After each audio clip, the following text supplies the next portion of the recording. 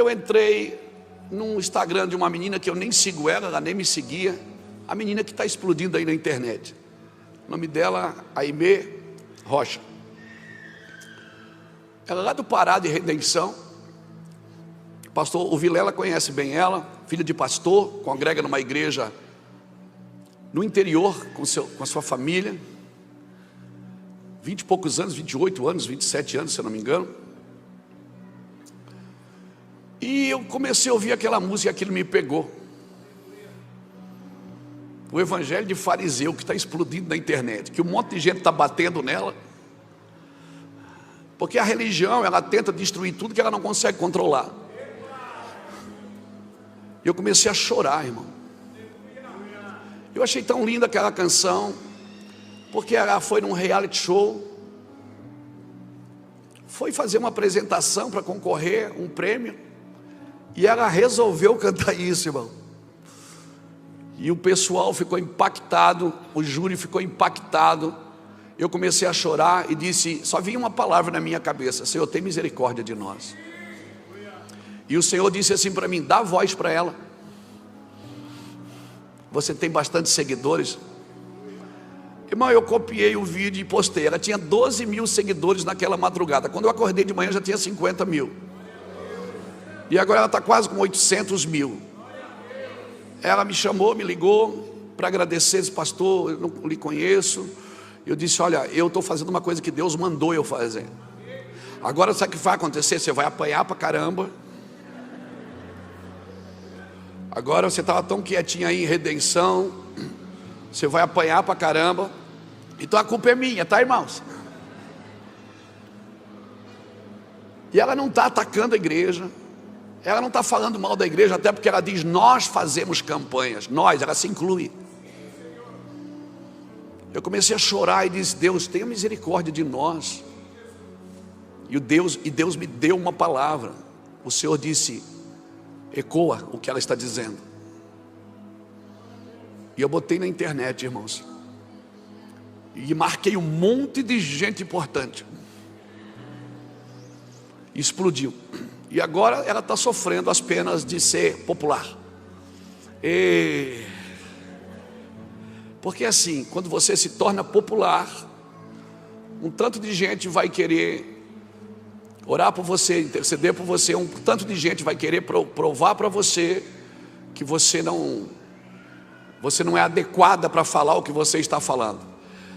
Leiam a Bíblia, estudem as Escrituras. Não é dos ligeiros o prêmio, nem dos valentes a vitória, nem tampouco dos sábios o pão, nem dos prudentes a riqueza, nem dos inteligentes o favor. Mas o poder de Deus, a unção de Deus acontece a todos. Basta você estar no lugar certo, na hora certa. E aquela noite eu não dormi. E o Espírito Santo começou a ministrar, porque é o meu trabalho. O meu trabalho é servir esses meninos que estavam aqui cantando, dançando. O meu trabalho é esse. Eu ando rodeado de jovens, de adolescentes. Uma criança agora veio me pegar aqui na Monte. Pastor, vou lá abraçar meu pai. Eu saí com ele aqui. O Davi me levou, vou abraçar meu pai. Eu disse, vem cá abraçar meu pai. Ele levou eu lá para abraçar o pai dele. E eu acredito na próxima geração, e eu acredito no evangelho de continuidade. E a gente começou, quando a gente começou lá em Itajaí, né, Juscelio? A gente também era xiita pra caramba. Nós era xiita, depois ficamos chato. E Deus foi amadurecendo, a gente foi canalizando a mensagem para aquilo que Deus gostaria que a gente falasse. Mas a gente também queria destruir todo mundo, queria bater na religião, queria acabar com tudo, porque a gente estava começando, a gente tinha tanta vontade, mas não tinha maturidade para fazer algumas coisas. Então, imaturidade não é pecado não, gente. Imaturidade não é pecado. Então Deus está falando com a igreja. Eu vou te falar uma coisa, todas as vezes que profetas falaram e eles não foram ouvidos, o final foi cativeiro. O final foi cativeiro, foi queda de cidades, destruição de muros. Então, respeite pelo menos a profecia desses dias. Eu já tive lugares profetizando e dizendo, faça isso, faça isso, faça isso. E a pessoa não fez, meses depois ela morre. Porque as sentenças, irmãos, você pode fazer as coisas erradas até vir uma sentença. Porque o dia que vier a sentença, você tem que alinhar a sua vida. E Deus está sentenciando a gente como igreja. Como igreja brasileira, a igreja brasileira é do Senhor. Ela é a única saída dessa nação. Eu não tenho nenhuma expectativa em Brasília. A minha expectativa é na igreja. A minha expectativa é na igreja. Agora a igreja, ela precisa entrar em alguns lugares e que nós possamos, cada vez que Deus, o Deus que ama, que nos corrige, cada vez que vem uma correção, a gente não deveria ter explosões de orgulhos e de ego e de soberba e tentar desqualificar a pessoa quem falou. Nós deveríamos baixar a cabeça e dizer: Deus, tenha misericórdia de nós. Quem aqui já não fez coisa errada com dinheiro? Quem aqui já pensou coisa errada do outro? Quem aqui já desejou o que é ilícito? Quem aqui já não foi vítima dos seus desejos, dos seus prazeres e das suas vontades? Então é muito mais barato a gente pedir perdão. É muito mais barato a gente dizer: Deus, perdoa a gente, perdoa a gente. Porque a inclinação da carne, irmão, ela convida você para um passeio pela imoralidade. Pode ter certeza, toda a inclinação da carne vai convidar o ser humano para um passeio na imoralidade.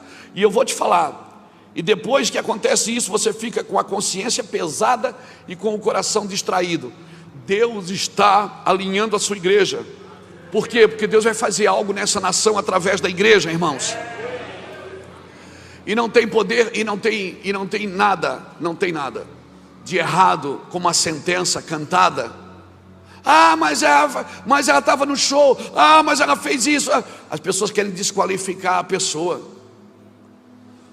Zacarias andava, se fosse no tempo de Isaías, alguém ia dizer: mas ele está com a nádega de fora. Mas foi Deus que mandou ele ficar com a nádega de fora por 3 anos, para mostrar a nudez da sua nação. Foi Deus que não permitiu Jeremias se casar, para dizer para a nação: eu não me caso com uma geração adúltera. Foi Deus que matou a esposa de Ezequiel, para dizer: essa nação está morta. Foi Deus que mandou Oséias casar com uma prostituta, gerar filho com ela e depois soltar ela, e depois pegar de novo, e depois soltar ela, e depois pegar de novo. Então não tente ser maior do que Deus, e não tente entender como Deus trabalha. Respeite a graça, como foi dito aqui hoje. E respeite a misericórdia, porque você não conhece graça e misericórdia até precisar dela. E graças a Deus pela graça e pela misericórdia de Jesus, porque senão nenhum de nós estaríamos aqui. Amém, irmãos?